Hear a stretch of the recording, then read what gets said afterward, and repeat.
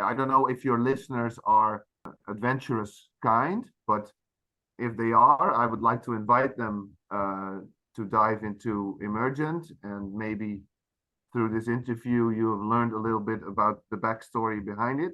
And if you like it, we'd love to hear from you on our social media, or you can send us an email. Any support that you could spare is always appreciated. We have merchandise, vinyl, CD. So, I love your questions, Alfonso. You are very perceptive human being, and I really like talking to you about this whole stuff, because I was already heavily invested when you first sent the questions for Form in Motion.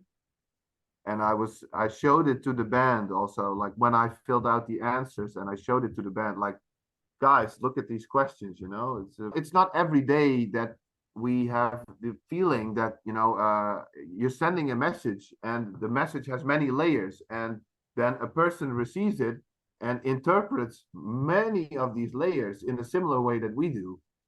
That is very special to me. So I just wanted to mention that. Well, thank you.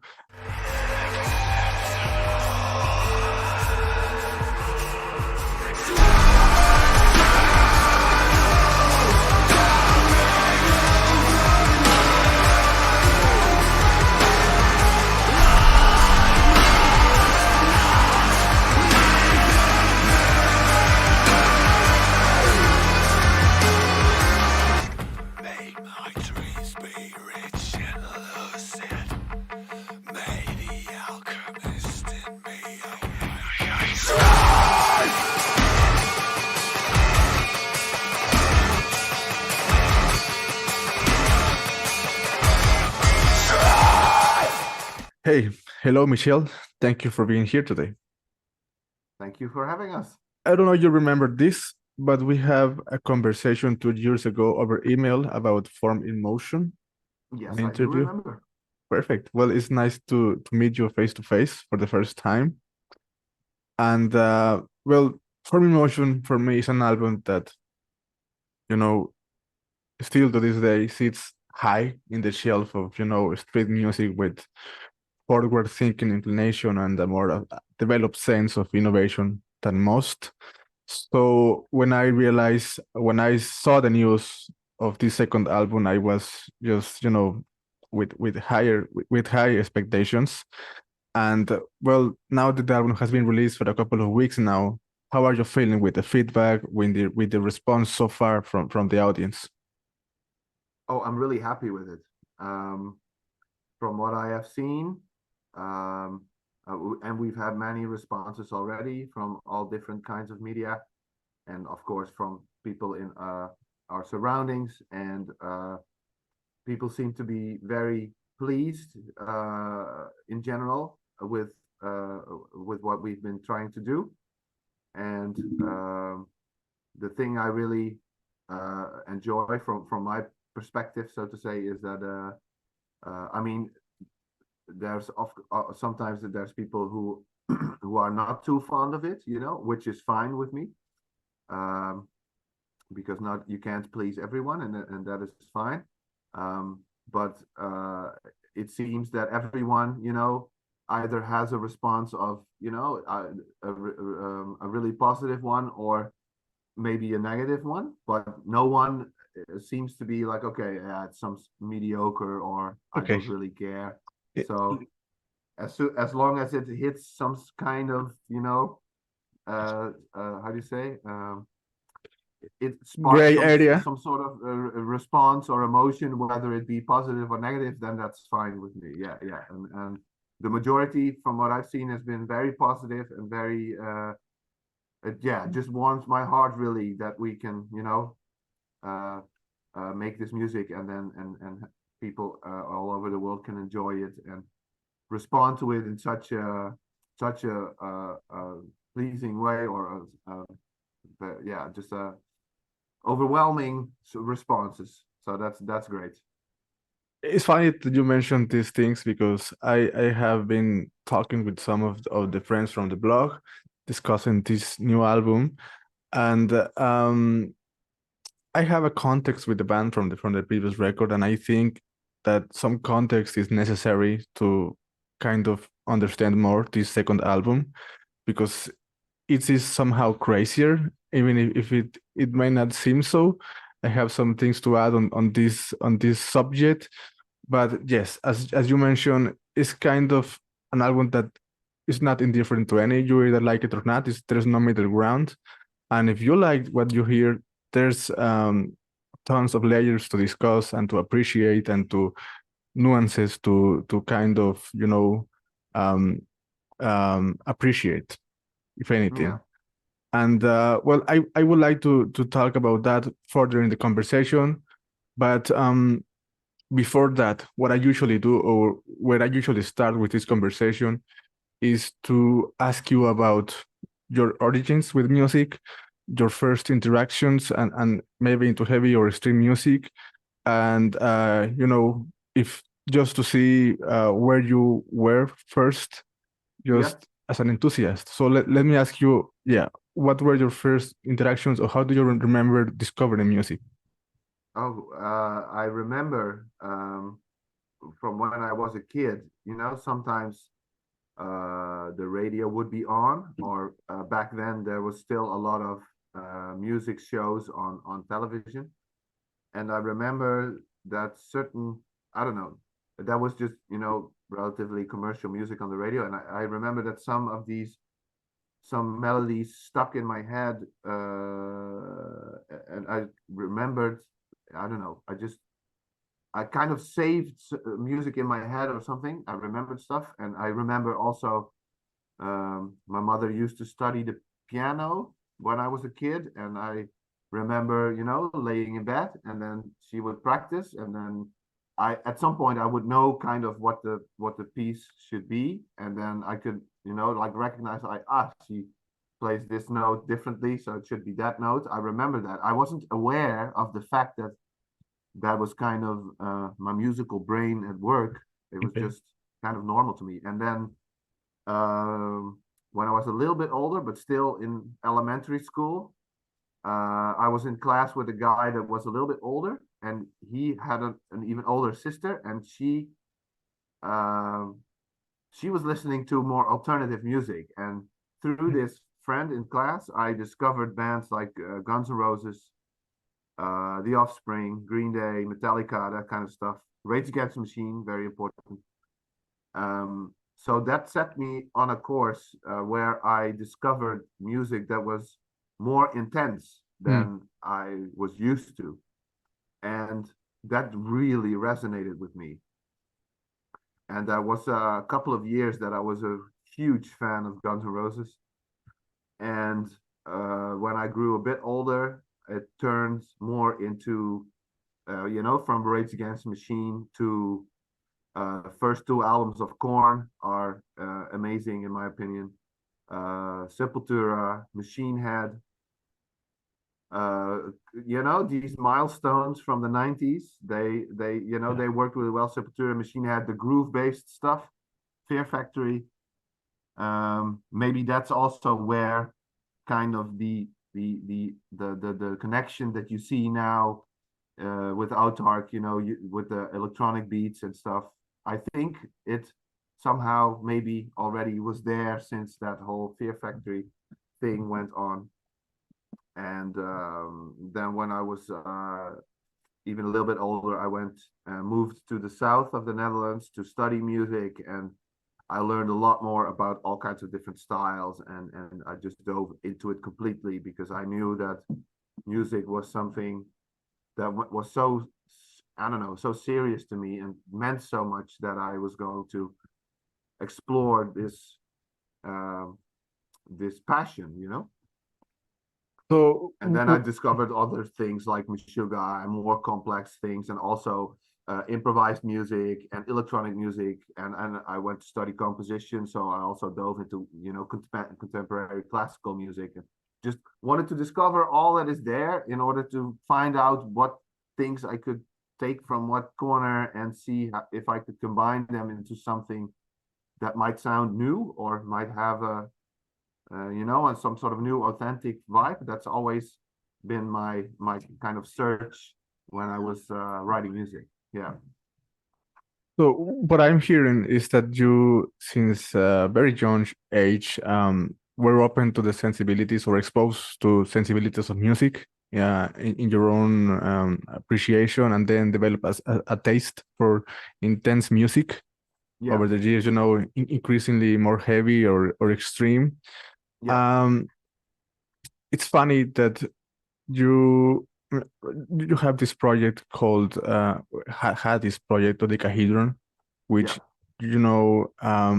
has a very unique approach. And I don't know if this was your first serious project, but what I interested in asking you is eventually what made you decide to to learn to play music, compose, produce.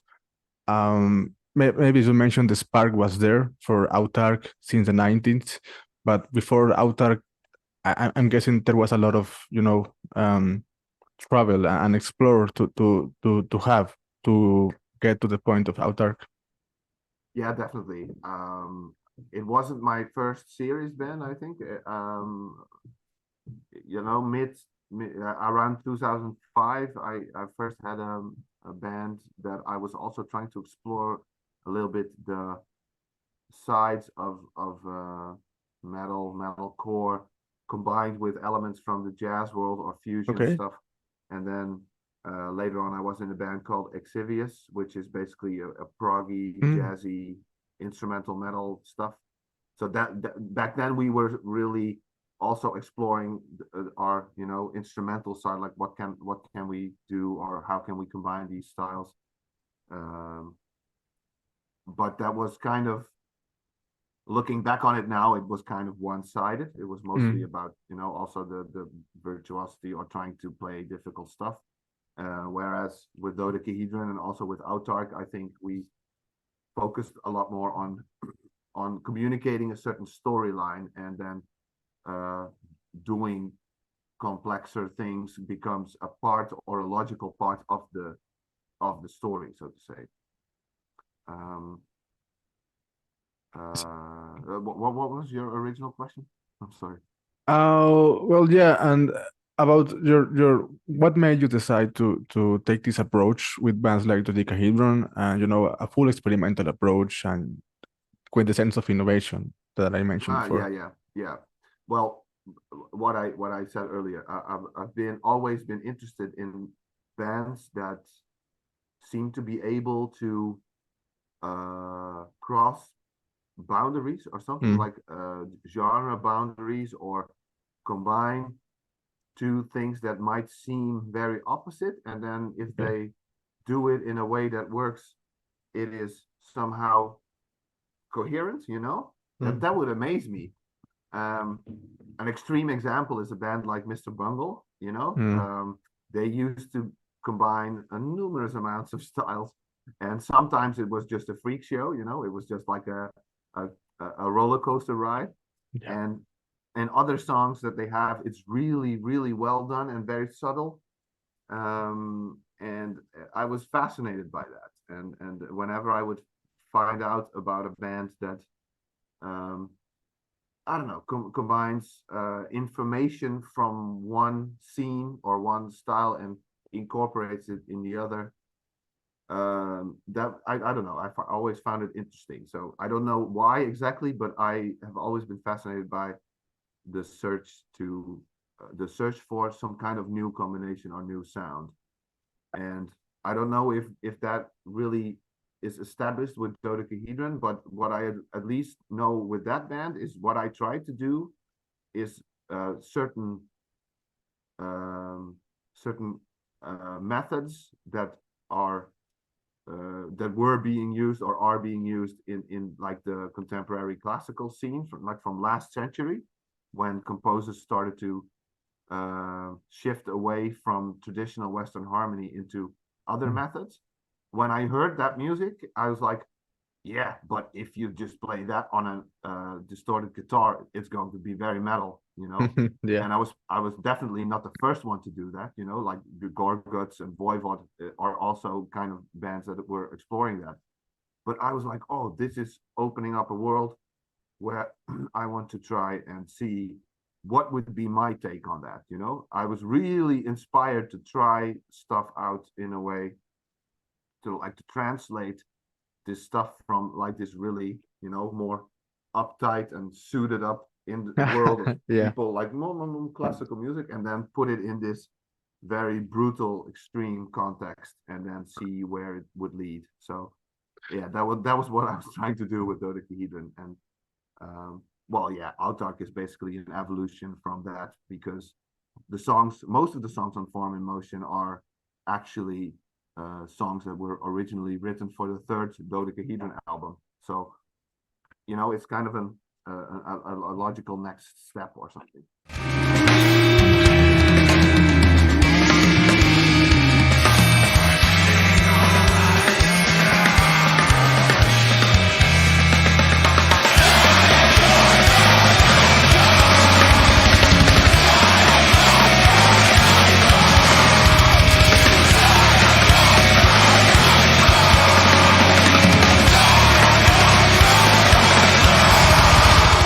It's interesting that you mentioned Void, which has like a more trash foundation than Gorgul's Death. But then Dodecahedron, I would say, is black metal with, you know, these horrorish soundscapes. And then you went to AUTARKH, with which I would say is industrial and harsh electronics. So in the case of Dodecahedron, why did you choose this approach with black imagery, you know, this kind of language of music? Yeah, that's a good question. Around that already when that band that I told you about, like in the mid, like around 2005, the band was called Segaya, and the last two songs that we made were already hinting a bit more towards that black metal thing, because I don't know, I was fascinated by Emperor. I remember that, you know, like he's got experimenting also with orchestral layers. So I remember that when that band came to an end, I wanted to have a new band that had extra atmospheric layers. So traditional band setting with two guitars, bass, drums, vocals, and extra layers that could create atmospheres, because the atmospheres that I heard in Emperor, but also certain stuff from Mayhem and Deathspell Omega, they're like, okay, this weird detuned piano stuff, or suddenly there's like a you know, atonal choir going on. And I was really like, okay, you can do all this stuff in this very eerie, evil context of a more black metal approach. And I was searching for something like that. So I was, at first, before Dodecahedron existed, I was already working on that. Okay. But I was experimenting with the traditional orchestral layers. So I had some sort of orchestra plugin, and I was just making layers with violins and horns and whatever. And when I did that, it sounded all right, but it really sounded like Emperor. So I was like, okay, this is kind of the direction I want to go in, but it was not ready yet, because it sounded too much like Emperor. So I was like, okay, I really want to work with these atmospheric layers, but I don't think orchestra is the way to go, because then it's going to sound too much like something else. And then I ran into this guy, Joris Bonus, who was also in Dodecahedron. And then I discovered a whole new world that I didn't know about, you know, about sound synthesis and how you can create sounds out of nothing, basically, with oscillators and filters and everything. And he was really good at that. So then I suggested to him that we combine that type of sounds that he could, you know, create from scratch you know, program sounds, or program basically kind of software things that can make sounds. And I suggested to him that we search for the right type of sounds that could fit the atmosphere of the music I was trying to make. And when we tried that, I was really surprised and satisfied. Like, okay, now we have some sound that really feels to me like it's something that adds to all the bands that is already there. Yeah, definitely. And then I was really like, okay, this is probably going to work, at least from my perspective. So let's try and form a band with this type of sound and this type of material, and then see where it takes us. So, well, what I want to say about dodecahedron and dodecahedron material is that it hasn't aged one bit. Still to this day, it breathes with fresh, like a fresh air. You know, there's nothing out there that sounds similar. And it's funny that you mentioned that this was just your logical evolution as a composer, as a writing musician, and that you finding a partnership with I don't know how to pronounce his name, but Joris? yeah, with him. Joris. Okay, that he helped you develop, you know, or solve these issues that you find out about sounding like Emperor, right? Exactly, and that is what it emphasizes, the importance of sometimes working together. Or if you get stuck and you don't seem to find the solution, then reach out to other people and see how they feel about it and see what they think. And then sometimes you find something that is so, well, in this case, I considered it quite magical, because, you know, with the addition of his sound layers, it was going to sound like, well, to me at least, like something else, something kind of new. Yeah.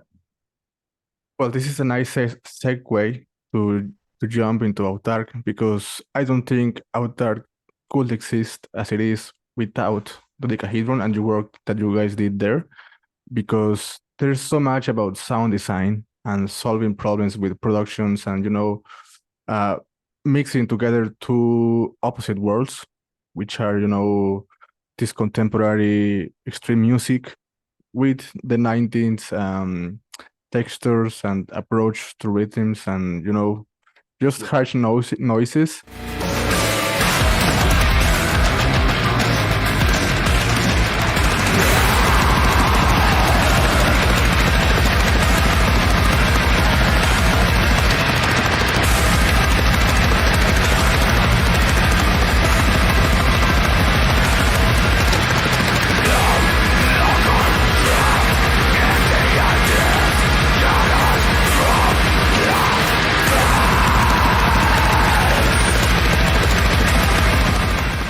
There's one quote from you that I saved for this interview, which just said, "And I will call it now, given the time to flourish and sink into the ears of an audience, AUTARKH will become highly influential on the next generation of extreme metal." Why did you say that? Oh, that's not my quote. Okay. Oh. No. But would you agree though?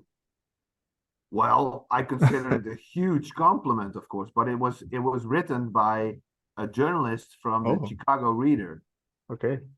And it was that was such an intense quote that I included it in the promo text, because if somebody feels that way about it, you know, then that is a huge compliment, and I hope that we can inspire other musicians or composers to take a leap into the unknown, try something else and see where it takes you. And don't be afraid of conventions or what people might think or what they will say. But, you know, it sounds cliche, but, you know, follow your heart and take a leap into the unknown and try something out. And if we could contribute to that in one way or another, that would be great.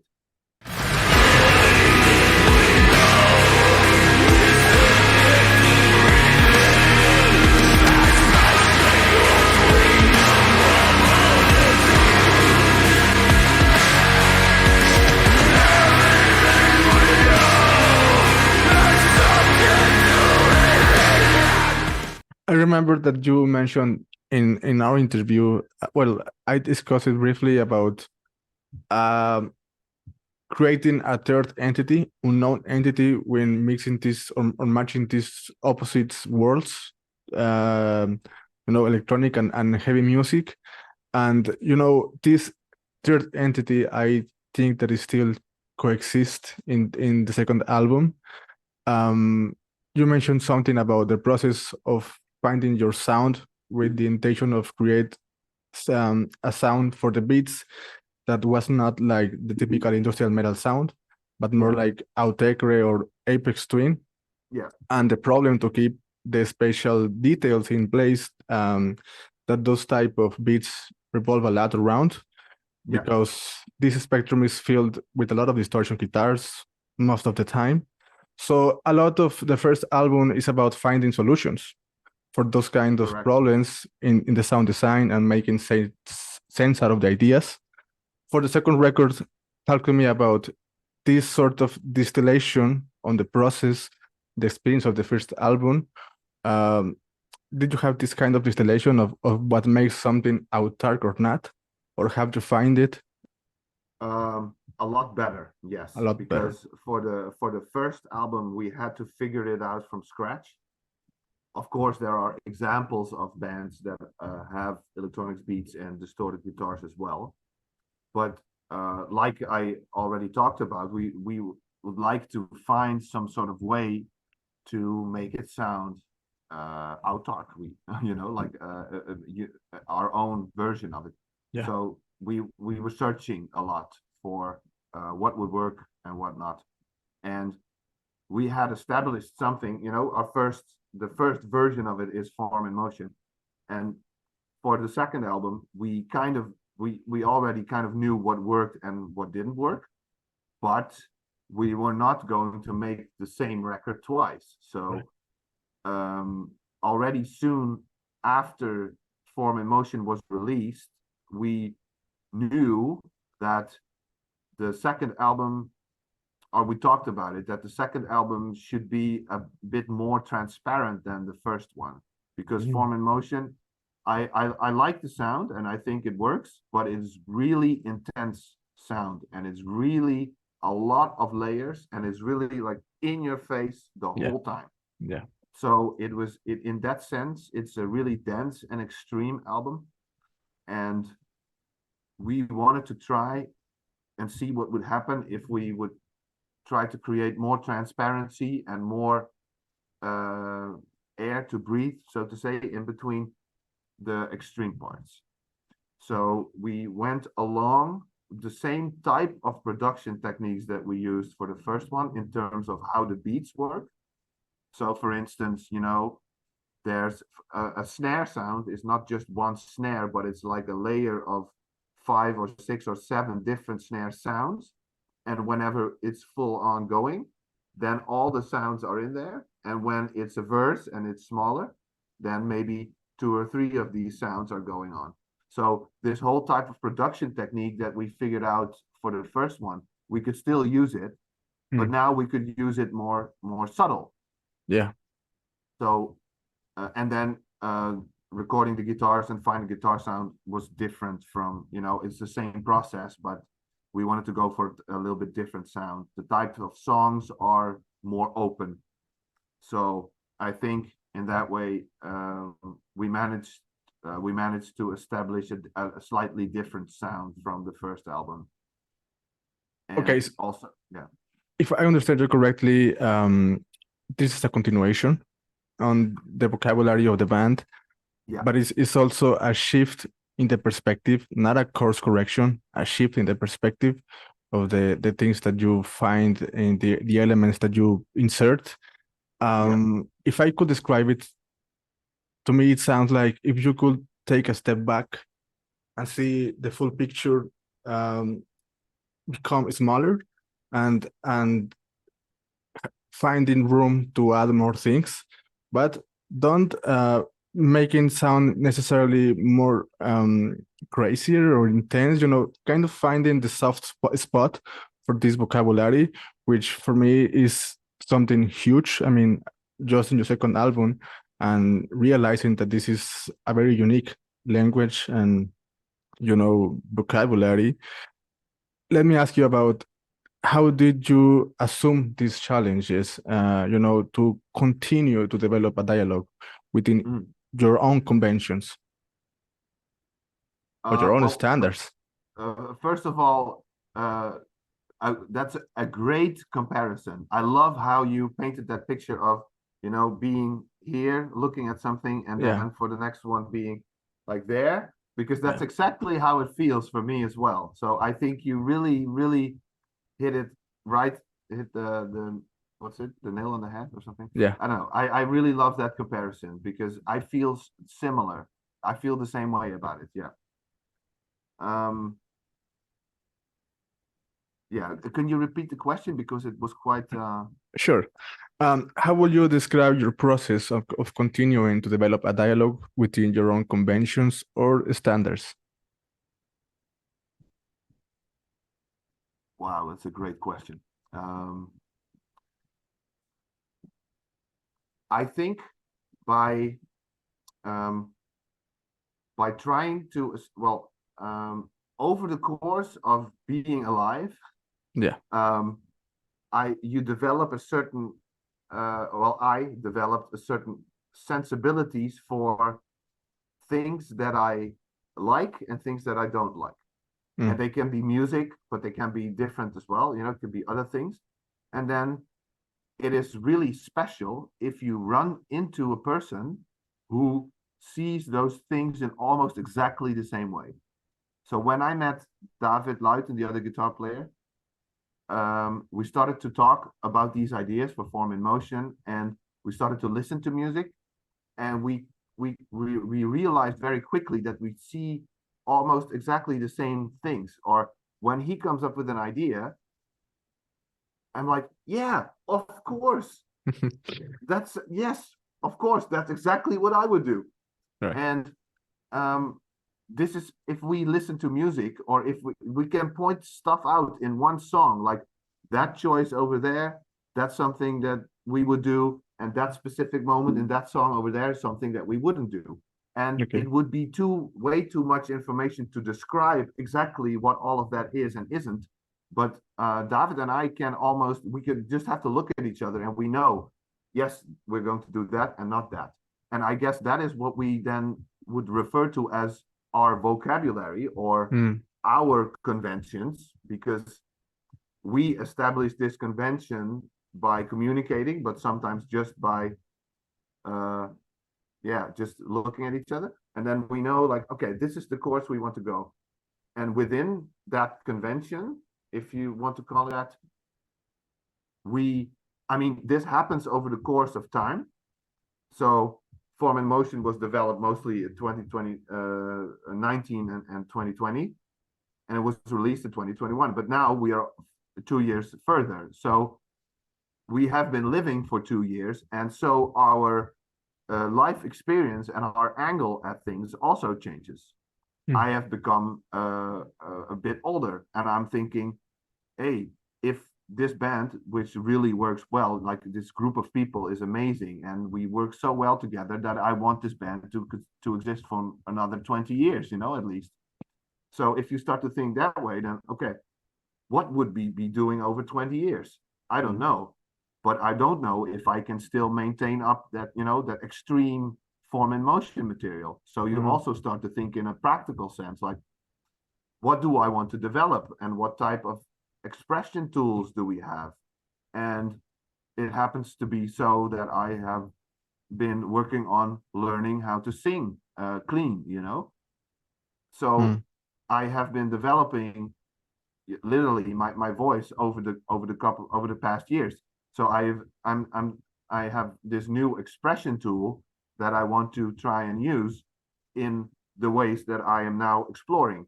So in that sense, a new album is also it's a search for it's a next step in uh, trying to do what we do best, or trying to be as on point as we can, but also um, a development of who we are as human beings. Because the mm, next album, if it's in 5 years, then I have maybe experienced new things that will put the new AUTARKH album in that context. And if you would relate this back to dodecahedron, for instance, then then you will probably understand me quite well if I say that when the debut album Dodecahedron was released, I was not doing so well as I am doing now today, and Okay. you can hear it in the music. Okay. The first Dodecahedron album translates certain emotions and feelings that come from quite a dark place, but they were here, they were in me, and I needed to release them. And nowadays with AUTARKH, especially the second album, it sounds different, right? It sounds maybe more hopeful, or I don't know how you interpret it, but it's a different vibe, right? Yeah, it is. So it's the reflection of our or my current situation, you know. It's how we are right now as humans, as a band, or as me as an individual. So, it's an amalgamation of your life experiences, which becomes kind of colors for the vibe of the music. Also, something about the process of working with these things, that you learn things that can be unlearned. Otherwise, you will betray this process and this learning curve. Yeah, And kind of, yeah. and also something that becomes instinctive. With things that you mentioned about uh, spotting things that belong in some place, or things that you will do. Yeah.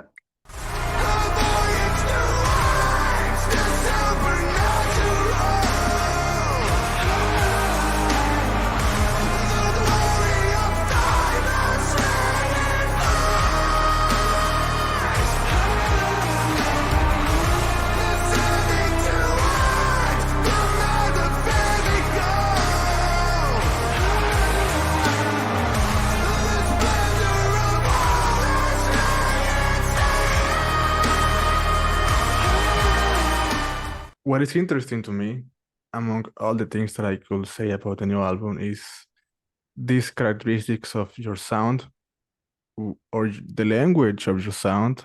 And sorry, I am obsessed with this word, language of music.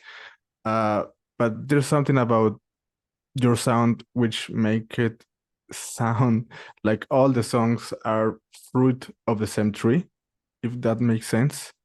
Sorry, Like our what? Our fruit? fruit of the same tree, you know? Like all of them contain the most current thing in the core of your sound, the most fresh element about it, let's say. So in that regard, if I could explain it with science, like you have this core sound, or nucleus of Yeah, AUTARKH, and all of these songs branch out from this nucleus, you know. So right. usually a band progresses over time, making past records sound antiquated, you know, old. And it's a rare thing to have a band. Maybe something about how you make music, but it's something rare to find a band like AUTARKH, which kind of develops a continuation and evolves without making sound previous thing old. Right. So for this, I have prepared a few questions that may sound similar, but I think are different enough in my intent to comprehend the nuances and the challenges to come out with this kind of music. Okay, yeah. First, how to find an ebb and flow and a greater dynamic range, or wider, while still inhabiting an essentially ugly aesthetic, because I find emotions here that wasn't before. But if I pay attention to farm emotion, it was there. You know, like the spark, like the seed for these Mm, colors and nuances on the emergence. yes. Um, I can repeat the question. no, I understand what you mean. I just have to, you're also last time when we did the written interview, your Yeah. questions are mind blowing. So I Oh, just thank you. have to, I just really have to think through, because you are really spot on with how you observe the things. and I can really understand what you mean, but you have such a great perception for these things Thank you. that I really have to think about, yeah, you are right, but how could I explain that? I think because like I just said, how David and I can communicate about how we know kind of exactly what we want to hear and what we don't want to hear, or in aesthetics, or but it's not like archived in some sort of dictionary or something. So Yeah. there's not a set roadmap to how we do this. It's indeed also a big part intuition. And so I don't know the exact answer. What I do know is that we like to elaborate on what is already there. So the Form in Motion is kind of a continuation of these songs that were laying around for the third Dodecahedron album, but we put them in the new context of AUTARKH with the electronic beats. And now, I don't know if you saw that video that we published a couple of weeks ago, where I also explain how certain songs of AUTARKH 3 and AUTARKH are linked, or how some song, Ka from Emergent is linked to a song from Quintessence, how things intertwine in a way. I can send you a link as a response on the email of this kind of model that we try to make, just a little explanation of how things, the things that we do are linked to each other. I thought it would be nice to show the people a bit of how that process works for us. Hi, I'm Michel from AUTARKH. We've been working hard on our new album Emergent, and we'd like to share a little backstory about our process. We love to reimagine artistic ideas. Most of the songs on our debut album Form in Motion are reinterpretations of songs that were originally written for the third album of my former band Dodecahedron, before the band broke up. Through our alter ego AUTARKH 3, we keep recycling ideas in a different context. Currently, we are developing a visual representation of how this process works for us. Here's a little example of this process. The source material of the final song on Emergent, called Ka, comes from Dodecahedron, as you can hear in the main beat and riff.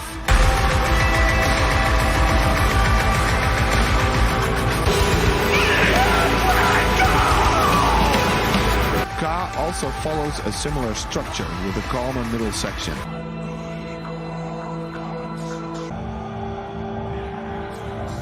Eventually, the song bursts open.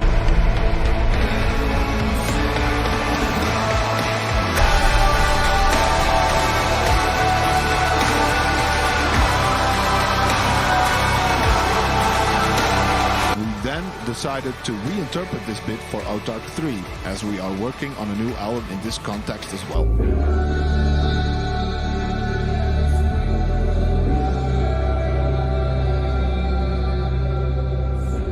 We hope to reveal more about our circular art model in the near future, so stay tuned. The thing that is the driving concept behind this is to try and create cohesion and coherence between the things that are happening, because I think on a more abstract level there is much more coherence than we can see or perceive with our senses. There is so much energy frequencies around us, and if a person is in front of you and you can connect with them on some sort of level that you can't really explain, there must be some exchange of frequency, so there is a type of coherence that you can't perceive with your eye or with your ears, but you can kind of feel it, it's there. So it is interesting to us to dive into this on an artistic level, and see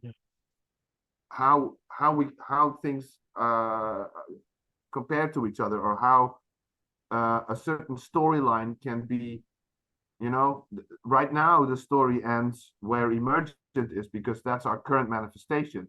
But the logical next step would be to create something that is a logical evolution out of what we already made.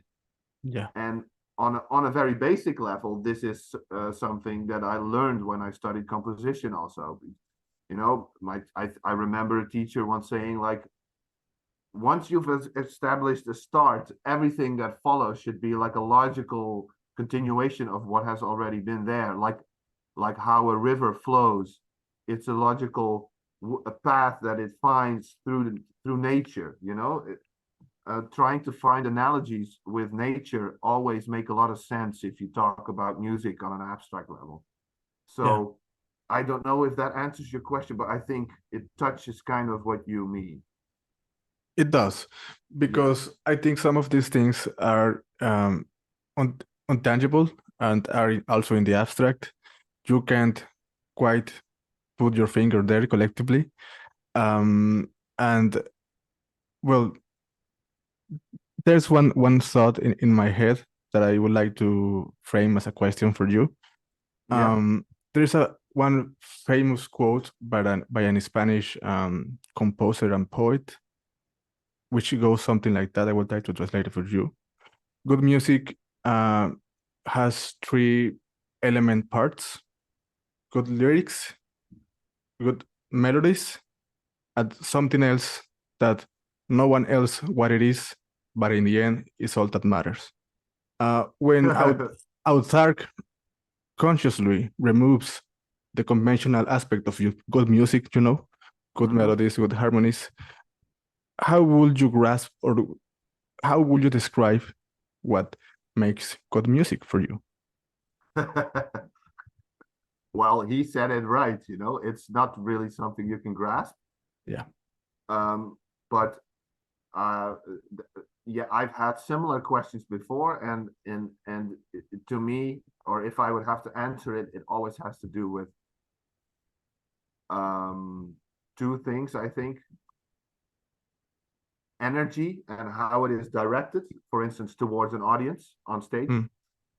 And what's the word in English?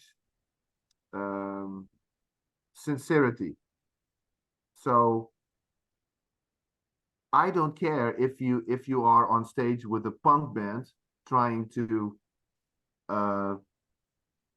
show that type of, you know, fundamental stuff in a basic way, as long as that energy of the message that you're trying to get across is aligned with the sound and aligned with a certain intensity of playing. Right. And it can be the same for something very small and introverted. If the energy they're trying to get across is aligned with the message you're trying to send vocally, is aligned with the music, all the other frequencies, the musical frequencies that you're sending. If you try and do your best to align these things and be sincere about what you say, so, you know, from the heart, basically, then it cannot be bad, you know. Yeah. I could say it's not my thing, but I could never say it's well, that would not make sense to me to say it is not good, because if someone's intention is sincere and it matches with the frequencies of the music and the lyrics, then that is what should happen at that moment. You mentioned about the live performances, the shows, and I will describe it as there's this energy that becomes a connection with the audience and the musicians that are playing. And I saw years ago the video of you playing at Roadburn Festival, which I think it has a special audience for this kind of projects, you know, that are not necessarily conventional in the way you appreciate them. In a way, these interactions with your audience inform this new album, the things that you want to make to enhance the energy or the connection with them. Are you asking if the audience or the audience response has an effect on what we make, or on how we perform? Yes, because before playing shows live, you didn't have like a response or something that inform you or guide you in terms of the energy that will create what Right. people react the most or better? Yeah, because we performed for cameras instead of an audience. Exactly.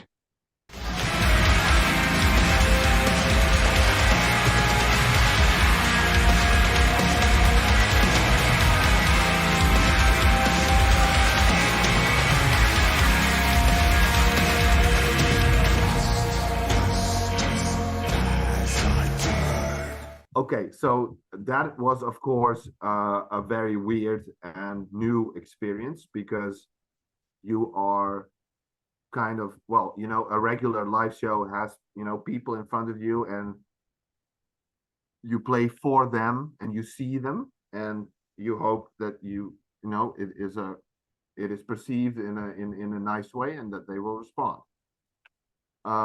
However, our music doesn't really rely on the standard type of interaction that you see, like, okay, let's go, and now create this mosh pit. So then you expect the audience to behave as you are telling them, and then you get that response. That is impossible if you are performing in front of cameras.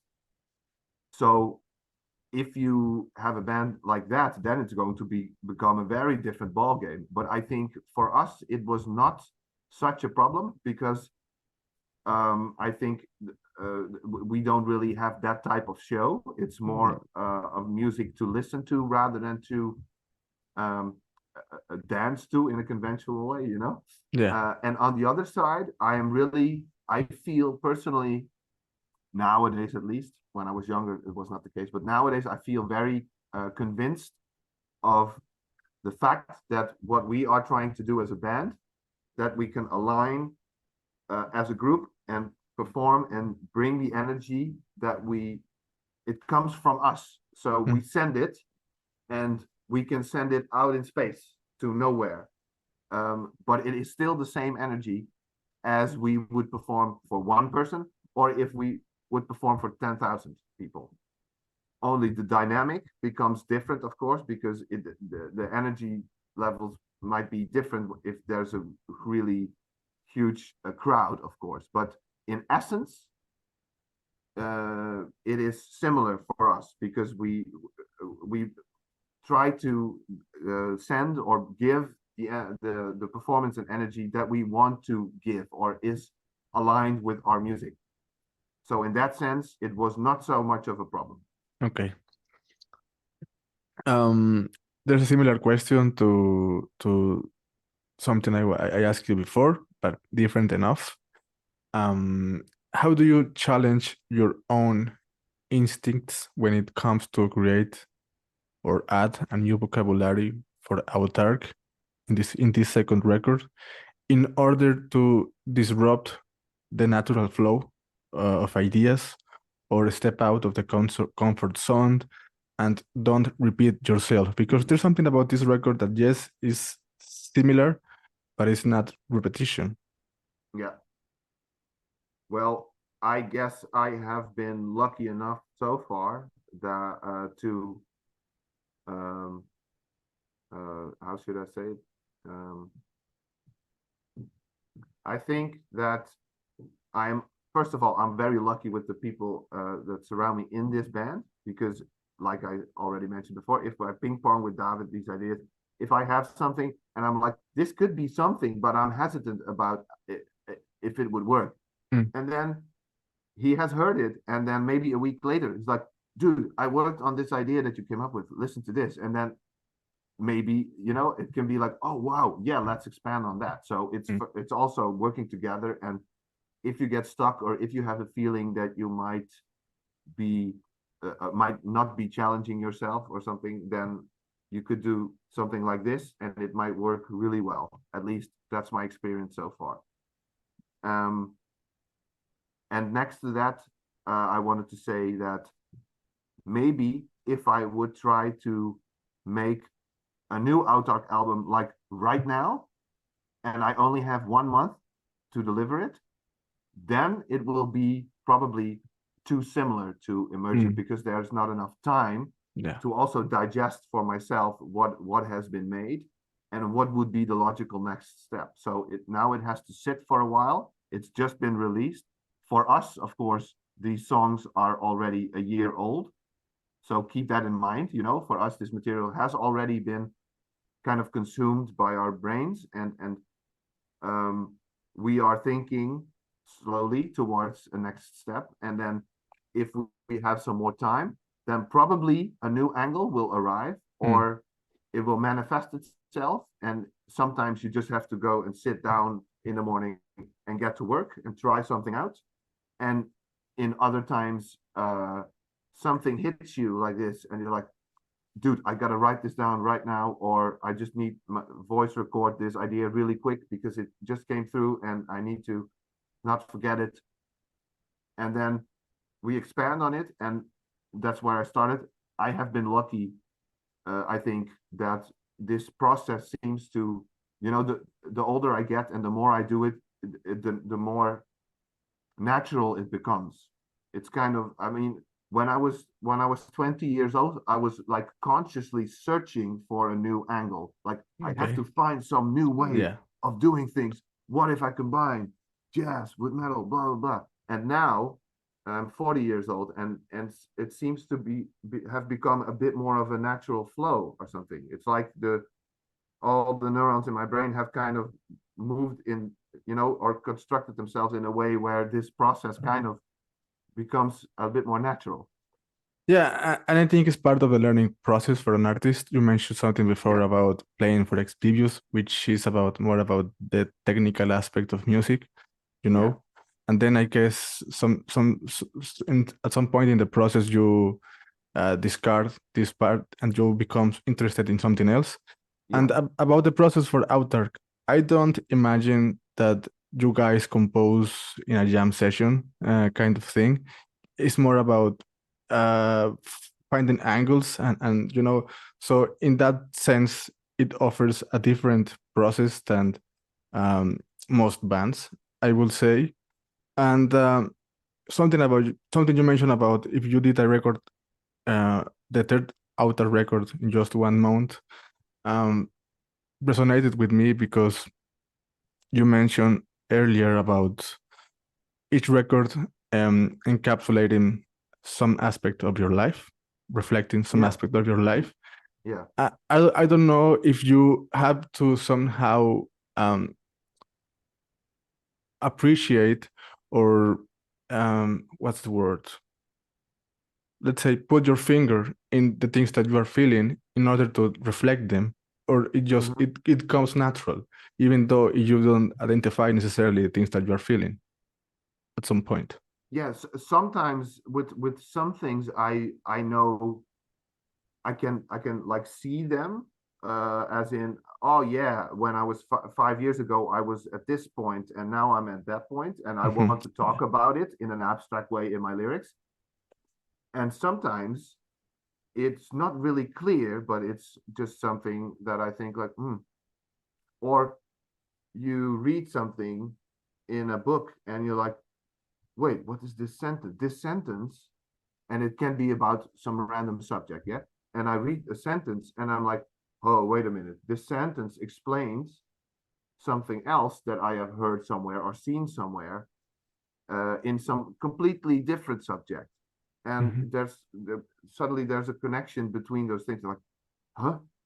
Suddenly I'm seeing a comparison between this system and that thing and some visual that I've seen. I'm like, is that a coincidence, or is this, I don't know, am I encountering this because, I don't know, maybe it means it's a connection, and maybe if it resonates with me or it gives me a new idea to translate it into music, for instance, or I don't know, elaborate on it in lyrics, then I will try to follow up on that. So sometimes it can be something that I could come up now within 1 month with a mapping of the new album or what it should sound like.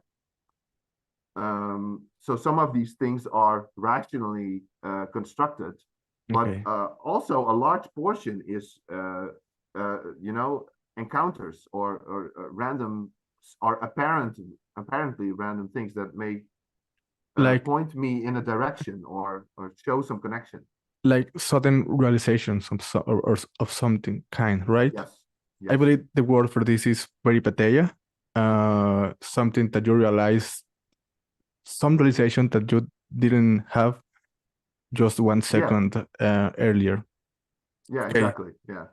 I have the next question, which is somehow existential for a musician, I think. Have you ever questioned the nature of your work or your sound as AUTARKH by production values, dynamic range, structure, in a way that you or the band needed some reaffirmation of your path as a group?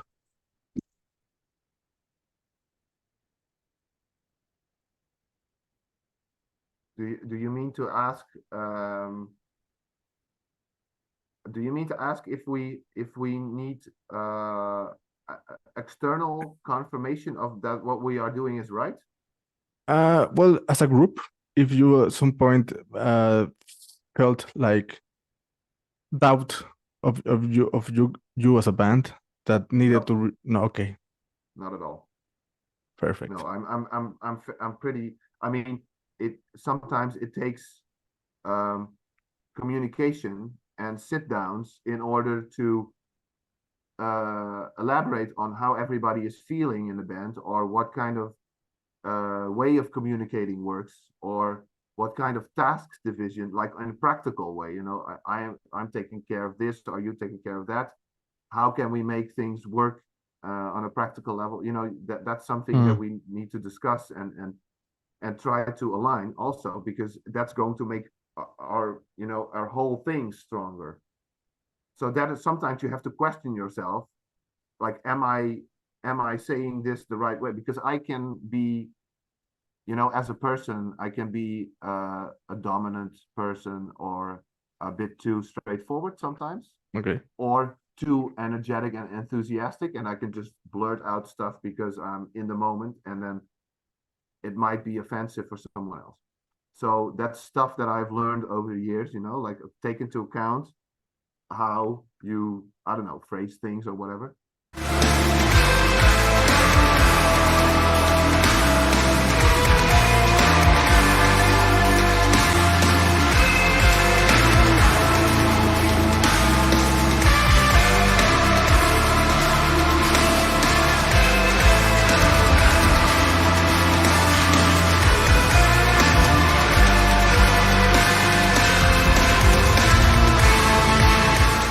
Let me ask you about Evolved as a listener also.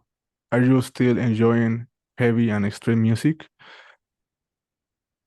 And if so, what bands, names, artists are still exciting you these days?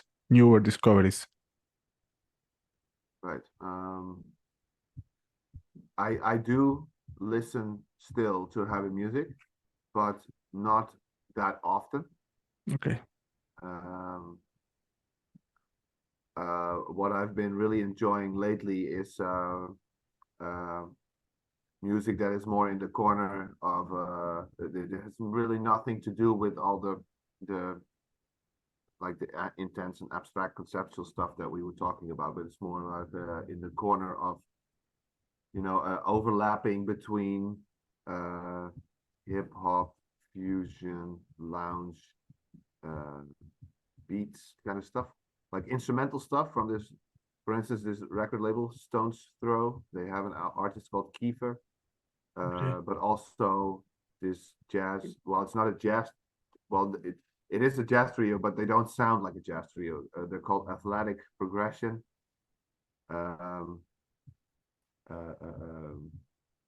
new album, or the debut album by Domi and JD Beck, it's also in the jazzy corner, but it's all with sounds that are somewhat electronic, or you know, it's so that's stuff that I just really enjoy. It's because it's very mellow, and it has this weird crooked beats, like it has this weird, and I can just enjoy that when I'm doing the dishes or some other house chores, you know.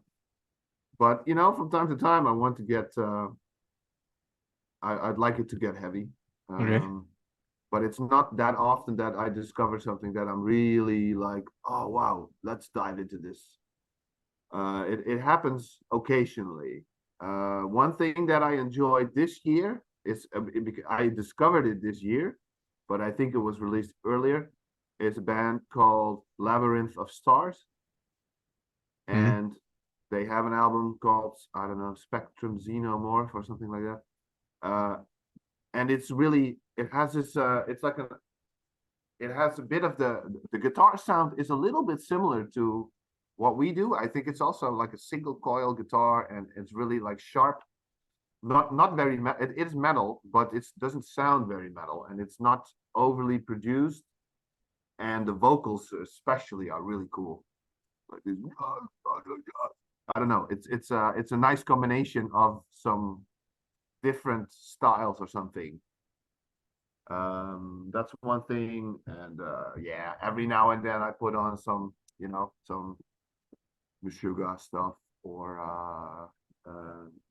what I've been listening to more. There's two new songs from Extol, this Norwegian band. They have yeah, this composer Ole Borut. He also has another band called Flesh Killer. Oh, It's a great bit more band. both in the proggy corner, but I really like his way of writing. He has a very distinct way of writing stuff, so I can recognize immediately when he did it. That Axel stuff and the Flesh Killer stuff also looks alike in its own way. Yeah. So I like what he does. Yeah, that's just a few things that came to mind. Would you consider that it's also important, as you became better musician, to also continue to evolve as a listener and continue to discover new things to digest them in your head? Not necessarily, Okay. but I do think it's necessary to evolve as a human being, because Okay. if you are stuck in the same things and are living your life on a loop, then there is not much room for, I don't know, evolution. I think it is a good thing if it involves discovering new music as well, or evolve as a listener as well. But I don't think that would be, I mean, if I would not be able to listen to music for whatever reason from now on at all, I will still be making music, and I hope I will still be making progress with that without listening to music. Okay. Two final questions. Yes. If you could relate or simulate the visuals in your head for Emergence, the topics, the lyrics, to another form of work that already exists, like a book, a movie, a painting, anything beyond music, which one would you choose and why? I don't know, man. So you're asking if AUTARKH was not a band, but it was a painting or something. For Is that what you're example, asking? Yeah. no, I'm something about the ideas in this record that you could Yeah. connect or compare with a movie, a painting, a book, something that may inform the audience, maybe in a similar way that this record does. And then you mean an already existing book or painting? Yeah, something that maybe Okay. inspired you or influenced you somehow.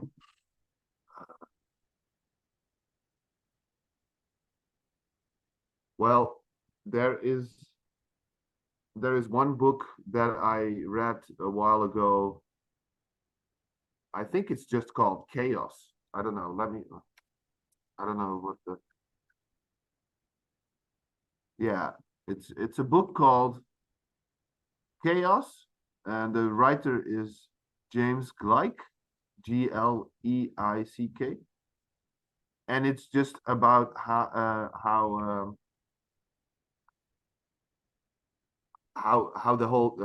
it's a scientific book about how chaos theory evolved. Okay. It started off with this meteorologist Edward Lorenz, and he figured out that the dynamic system of the weather, for instance, it can be predicted for a short time, but then the system becomes chaotic and it's no longer predictable what will happen in the long term.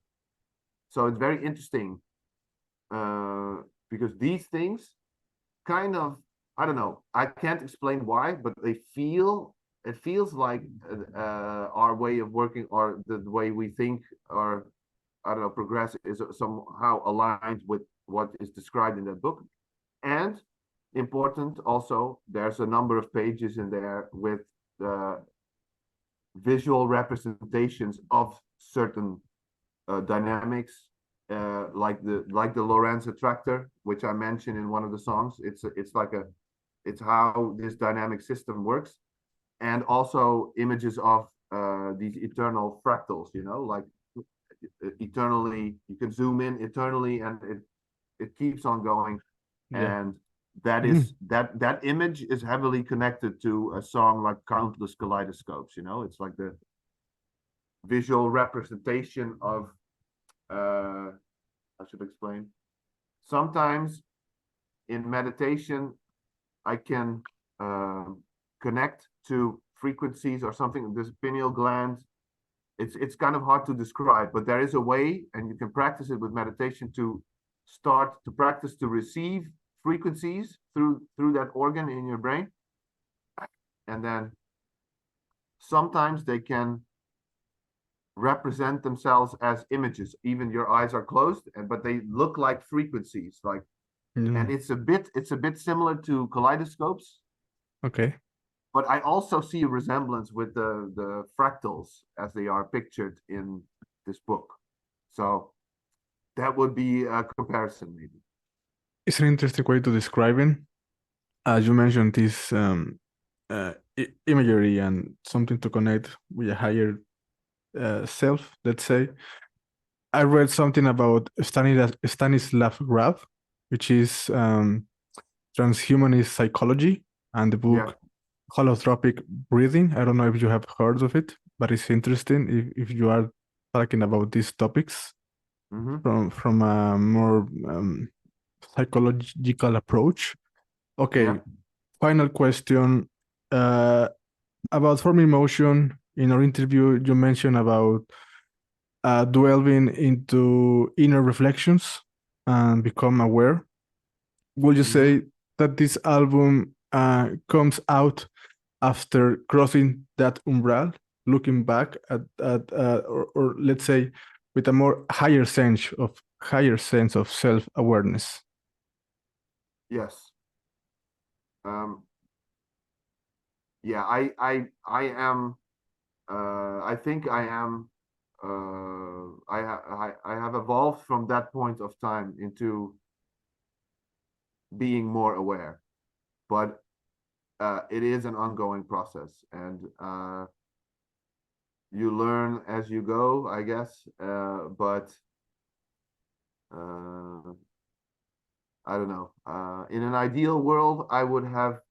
I would. I don't know. How to explain this? The nature of my personality drives me towards being an active person, as in doing sports, being busy with work, being evolving ideas, being an entrepreneur. You know, the band. I will also work in as a teacher in the school, and all these things keep me occupied. But in an ideal situation, I would be more meditating more or something, more being. So I could practice becoming more aware or being more aware a lot better if I would spend more time doing that. So in my opinion, it's a constant trying to find a balance between all the things that are on my plate that I really like to do and want to do, that are part of being in the material world, so to say, versus progress that you can make in your internal world by, for instance, just sitting on a bench and watching a tree and not letting your mind distract from it, or practice meditation. So I feel like I have just begun to kind of start to understand a tiny little bit of what life is about. Interesting. Yeah, I could, that's it. and interesting the result of this process, meditation, and your personality that you're describing. I mean, autark is, it wouldn't be the first thing that comes to mind with your personality. It's very out there, very in your face, you know. Mm. So, well, I have nothing less to add, but congratulate you for this record. Thank you so much. It's great. Thank you for your time. I hope that we can have a follow-up conversation with the third album, you know? Oh, definitely. Definitely. We will. Yes. I love your questions, Alfonso. You are a very perceptive human being, and I really like talking to you about this whole stuff because I like I said earlier, I was already heavily invested when you first sent the questions for Form in Motion.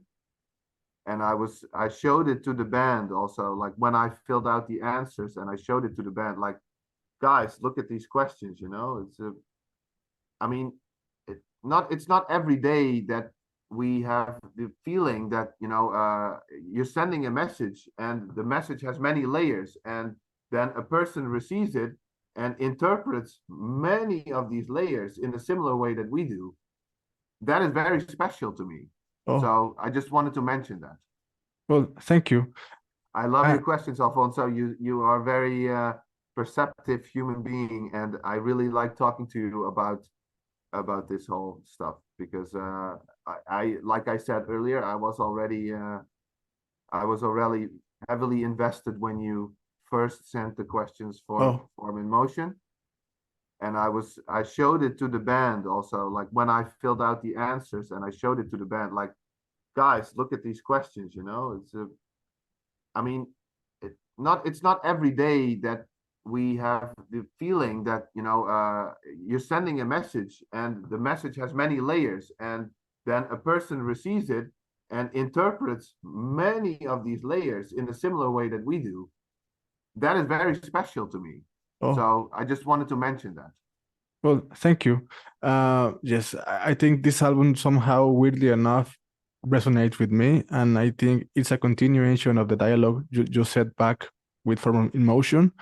I think it is for people to find out the things that are special about this record. It definitely invites you there to discover these nuances. Yes. Lastly, you have anything last to say to the audience, please? Well, if you are up for, you know, if you want to dive into something, something that we trying to create, you know, like search for and thank you for having us, Alfonso. Appreciate your time. Hopefully there's a future for AUTARKH in Mexico, a live show. Hopefully, yes. One can only have faith. Yes. See you in another time, and have a good night, man. Thank you. You too, man.